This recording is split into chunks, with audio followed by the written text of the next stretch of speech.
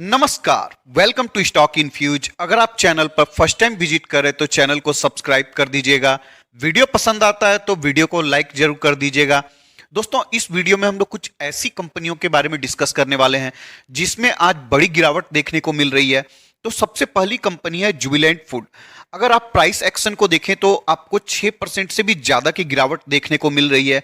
अगर गिरावट के रीजन की बात करें तो कंपनी के क्वार्टर टू का रिजल्ट आउट हो चुका है। तो चलिए सबसे पहले हम लोग क्वार्टर टू के रिजल्ट को देख लेते हैं। तो पिछले साल के इसी क्वार्टर में आपको 1116 करोड़ का सेल्स देखने को मिलता है। पिछले क्वार्टर में ये आपको 1255 करोड़ का सेल्स देखने को मिलता है और इस क्वार्टर में ये बढ़कर 1301 करोड़ का हो चुका है। तो सेल्स में आपको क्वार्टर ऑन क्वार्टर बेसिस में and year on year basis में ग्रोथ देखने को मिलता है। अगर नेट प्रॉफिट की बात करें तो पिछले साल के इसी क्वार्टर में 120 करोड़ का प्रॉफिट था।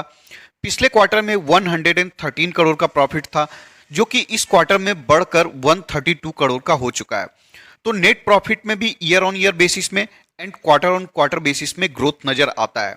अगर ऑपरेटिंग प्रॉफिट मार्जिन की बात करें तो पिछले साल के इसी क्वार्टर में 26% का था, पिछले क्वार्टर में 23% का था और इस क्वार्टर में ये 24% का देखने को मिलता है। तो क्वार्टर ऑन क्वार्टर बेसिस में ऑपरेटिंग प्रॉफिट मार्जिन बढ़ता हुआ दिखाई दे रहा है, लेकिन ईयर ऑन ईयर बेसिस में देखें तो ये आपको डिक्लाइन करता हुआ नजर आ रहा है।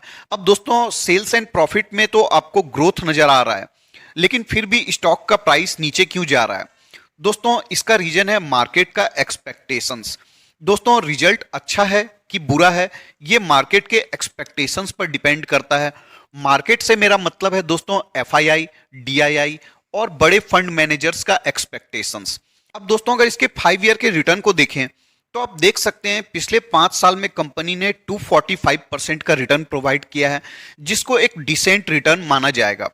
अगर इसमें डिस्काउंट की बात करें तो आप देख सकते हैं ऊपर से 35% का डिस्काउंट अवेलेबल है। 35% ऊपर से स्टॉक टूट गया है, फिर भी कंपनी आपको 5 ईयर में 245% का रिटर्न प्रोवाइड कर रही है, जिसको काफी अच्छा माना जाएगा। अब अगर इसके शेयर होल्डिंग पैटर्न को देखें तो प्रमोटर के होल्डिंग्स में आपको कोई भी चेंज नजर नहीं आएगा। अगर एफआईआई की बात करें तो एफआईआई का होल्डिंग्स भी आपको घटता हुआ नजर आएगा, लेकिन डीआईआई का होल्डिंग्स आपको बढ़ता हुआ नजर आएगा। 17.20 से बढ़कर 19.74% का हो गया है। अगर पब्लिक की बात करें तो पब्लिक का शेयर होल्डिंग थोड़ा सा घटा है। पिछले क्वार्टर में 10.71% का था, जो कि अभी घटकर 9.28% का हो चुका है। तो शेयर होल्डिंग पैटर्न में आपको पॉजिटिव चेंज देखने को मिल रहा है। दोस्तों, अगर ये स्टॉक आपके पास है तो आपको प्राइस एक्शन के ऊपर ज्यादा ध्यान नहीं देना चाहिए। आने वाले समय में स्टॉक आपको अच्छा रिटर्न प्रोवाइड कर सकती है। कंपनी फंडामेंटली स्ट्रांग है, कंपनी का ब्रांड बहुत स्ट्रांग है। अगर आप डोमिनोज के स्टोर में जाएंगे तो आपको हमेशा भीड़ देखने को मिलेगा। तो कंपनी का प्रोडक्ट्स का सेल अच्छा है, कंपनी का ब्रांड अच्छा है, तो आने वाले समय में आपको ये कंपनी अच्छा रिटर्न प्रोवाइड कर सकती है। अगर आपने ऊपर के लेवल पर बाइंग किया हुआ है तो आपको घबराने की कोई भी जरूरत नहीं है। अब दोस्तों, अगर इसके टेक्निकल्स की बात करें तो आपको सबसे पहला सपोर्ट 575 रुपीज पर देखने को मिलेगा। नेक्स्ट सपोर्ट आपको 550 रुपीज पर देखने को मिलेगा। नेक्स्ट सपोर्ट आपको 500 रुपीज पर देखने को मिलेगा। नेक्स्ट स्टॉक है डॉक्टर लाल पैथ लैब। दोस्तों, इस स्टॉक में भी आपको लगभग 8% की गिरावट देखने को मिल रही है। गिरावट का रीजन दोस्तों वही है कंपनी का क्वार्टर टू का रिजल्ट। चलिए सबसे पहले इसके फाइनेंशियल्स को देख लेते हैं। तो कंपनी का मार्केट कैप आपको 20,000 करोड़ का देखने को मिलता है। प्राइस टू अर्निंग रेशियो 81 का है, जो कि काफी प्रीमियम माना जाएगा। अगर आरओसी को देखें तो 29.4 का देखने को मिलता है, जो कि काफी अच्छा माना जाएगा। अगर कंपनी के क्वार्टर टू के रिजल्ट को देखें तो पिछले साल के इसी क्वार्टर में 498 करोड़ का सेल्स था, पिछले क्वार्टर में 503 करोड़ का सेल्स था, जो कि अभी बढ़कर 534 करोड़ का हो चुका है। तो सेल्स में आपको ईयर ऑन ईयर बेसिस में and quarter on quarter basis में ग्रोथ देखने को मिलता है। अगर नेट प्रॉफिट की बात करें तो पिछले साल के इसी क्वार्टर में 96 करोड़ का था, पिछले क्वार्टर में 58 करोड़ का था और इस क्वार्टर में ये 72 करोड़ का देखने को मिलता है।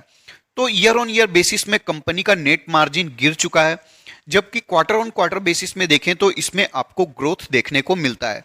अब दोस्तों, कंपनी का ऑपरेटिंग प्रॉफिट मार्जिन देखें तो पिछले साल के इसी क्वार्टर में 28% का था, अभी ये 27% है और पिछले क्वार्टर में ये 23% का था।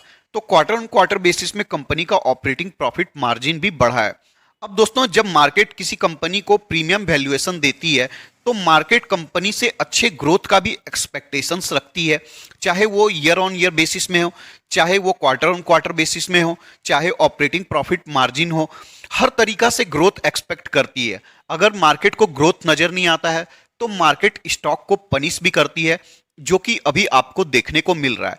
दोस्तों, कंपनी फंडामेंटली स्ट्रांग है, प्रॉफिट का ग्रोथ अच्छा है, सेल्स का ग्रोथ अच्छा है, कंपनी का ब्रांड काफी स्ट्रांग है, तो आपको एक सच ऐसी घबराने वाली बात नहीं है। अगर आने वाले समय में कंपनी का अच्छा रिजल्ट आता है तो आपको स्टॉक ऊपर भी जाता हुआ दिखाई देगा।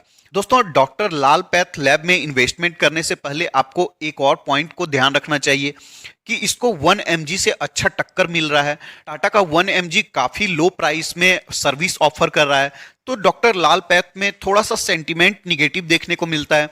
लेकिन दोस्तों, ऐसा नहीं है कि किसी कंपनी के आने से किसी कंपनी का बिजनेस बंद हो जाएगा।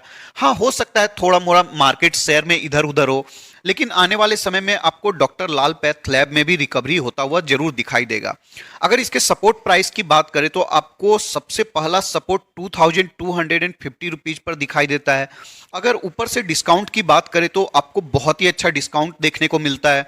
एक समय स्टॉक आपको 5000 के ऊपर चला गया था और करेंट मार्केट प्राइस देखें तो आपको 2400 के आसपास दिखाई देता है। तो दोस्तों, अगर किसी ने ऑलरेडी इन्वेस्टमेंट किया हुआ है तो घबराने की कोई बात नहीं है। दोस्तों, आपको कभी भी स्टॉक के प्राइस एक्शन से अपना इन्वेस्टमेंट का डिसीजन नहीं लेना है। आप डॉक्टर लाल पैथ लैब के बिजनेस को समझते हैं, अगर आपका कन्विक्शन है तो आपको इन्वेस्टेड रहना चाहिए। एक दो क्वार्टर का प्रॉब्लम हर एक कंपनी में देखने को मिलता है। अगर आपको स्टॉक में कन्विक्शन है तो आपको इन्वेस्टेड रहना चाहिए। ऐसा कोई भी फंडामेंटल प्रॉब्लम नहीं है कंपनी में, तो आप इन्वेस्टेड रह सकते हैं। नेक्स्ट स्टॉक है फेयरकेम ऑर्गेनिक्स। दोस्तों, स्टॉक में आपको 12.6% का क्रैश देखने को मिल रहा है। स्टॉक की ओपनिंग ही गैप डाउन में होती है और रिकवरी का कोई भी साइन देखने को नहीं मिल रहा है। चलिए, सबसे पहले हम लोग क्वार्टर 2 के रिजल्ट को देख लेते हैं। तो पिछले साल के इसी क्वार्टर में 167.99 करोड़ का सेल्स था। पिछले क्वार्टर में 225.12 करोड़ का सेल्स था, जो कि इस क्वार्टर में 168.54 करोड़ का सेल्स देखने को मिलता है। तो अगर ईयर ऑन ईयर बेसिस में देखें तो आपको कोई भी ग्रोथ देखने को नहीं मिलता है, सेल्स आपको फ्लैट नजर आता है। और क्वार्टर ऑन क्वार्टर बेसिस में देखें तो आपको सेल्स में अच्छा खासा डिक्लाइन देखने को मिलता है। अगर नेट प्रॉफिट की बात करें तो पिछले साल के इसी क्वार्टर में 20.90 करोड़ का प्रॉफिट था। पिछले क्वार्टर में 27 करोड़ का प्रॉफिट था, जो कि इस क्वार्टर में घटकर मात्र 4 करोड़ का रह गया है। कंपनी का net profit year on year basis में and quarter on quarter basis में गिर चुका है। दोस्तों, अगर गिरावट के प्रतिशत को देखें तो लगभग 80% का गिरावट आपको ईयर ऑन ईयर बेसिस में देखने को मिल रहा है। तो ये बहुत बड़ी गिरावट है। दोस्तों, अगर कंपनी के ऑपरेटिंग प्रॉफिट मार्जिन को देखें तो पिछले साल के इसी क्वार्टर में आपको 18.91% का देखने को मिलता है। पिछले क्वार्टर में ये 17.80 था, जो कि इस क्वार्टर में घटकर मात्र 5.53% रह गया है। दोस्तों, इसलिए हमेशा कहा जाता है कि छोटी कंपनियों में छोटा इन्वेस्टमेंट होना चाहिए और बड़ी कंपनियों में आपका इन्वेस्टमेंट बड़ा होना चाहिए। दोस्तों, अगर कंपनी के long term sales and profit growth को देखें तो सेल्स में आपको लगातार ग्रोथ देखने को मिलेगा। 306 करोड़ का सेल्स था, जो नेक्स्ट ईयर 397 का हो जाता है, नेक्स्ट ईयर 643, और ट्रेलिंग 12 मंथ में ये 730 करोड़ का पहुंच गया है। अगर नेट प्रॉफिट को देखें तो 35 करोड़ का प्रॉफिट था, फिर 42 होता है, 68, और अभी ट्रेलिंग 12 मंथ में ये 56 का हो चुका है। तो सेल्स एंड नेट प्रॉफिट में आपको अच्छा ग्रोथ देखने को मिलता है। दोस्तों, कंपनी कामकाज क्या करती है उसके बारे में देखें तो कंपनी केमिकल बनाती है, नाम से ही दिख रहा है। और दोस्तों, इसका 99% जो रेवेन्यू है वो ओलियो केमिकल से आता है। ओलियो केमिकल का डिमांड बहुत ही ज्यादा अच्छा से बढ़ने वाला है। दोस्तों, लगातार डिमांड बढ़ रहा है। आप देख सकते हैं कंपनी डिफरेंट तरीका का ओलियो केमिकल्स बनाती है। दोस्तों, फाइन ऑर्गेनिक भी ओलियो केमिकल बनाती है। अगर मार्केट पोजीशन को देखें तो कुछ केमिकल्स में कंपनी के पास 50% का मार्केट शेयर है, जो कि एक पॉजिटिव पॉइंट बना देता है। दोस्तों, अगर कंपनी के रिटर्न को देखें तो कंपनी की लिस्टिंग जब से हुई है कंपनी ने 147.62% का रिटर्न प्रोवाइड किया है।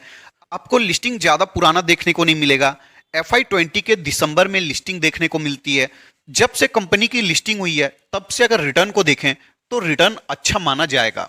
अब दोस्तों अगर कंपनी के टेक्निकल्स की बात करें तो आपको सबसे पहला सपोर्ट तो 1600 पर देखने को मिलेगा। नेक्स्ट सपोर्ट आपको 1500 पर देखने को मिलेगा। नेक्स्ट सपोर्ट आपको 1400 पर देखने को मिलता है। अब दोस्तों ऐसा नहीं है कि हर सपोर्ट में आप बाइंग कर लीजिएगा, नहीं दोस्तों, आपको ऐसा नहीं करना है। अगर आपने ऑलरेडी पोर्टफोलियो का इनफ वेटेज दे दिया है, 2 से 3% का वेटेज दे दिया है, तो आपको एवरेजिंग नहीं करना चाहिए, बस आपको होल्ड ही करना चाहिए। लेकिन अगर आप और वेटेज दे सकते हैं तो आपको 1400 और 1500 का इंतजार करना चाहिए। कंपनी अभी डाउन ट्रेंड में है तो हो सकता है आपको और भी लोअर प्राइस में अवेलेबल हो जाए। तो इस वीडियो के डिस्कशन के लिए इतना ही रखते हैं। मिलते हैं किसी और वीडियो में किसी और इंफॉर्मेशन के साथ। तब तक के लिए धन्यवाद।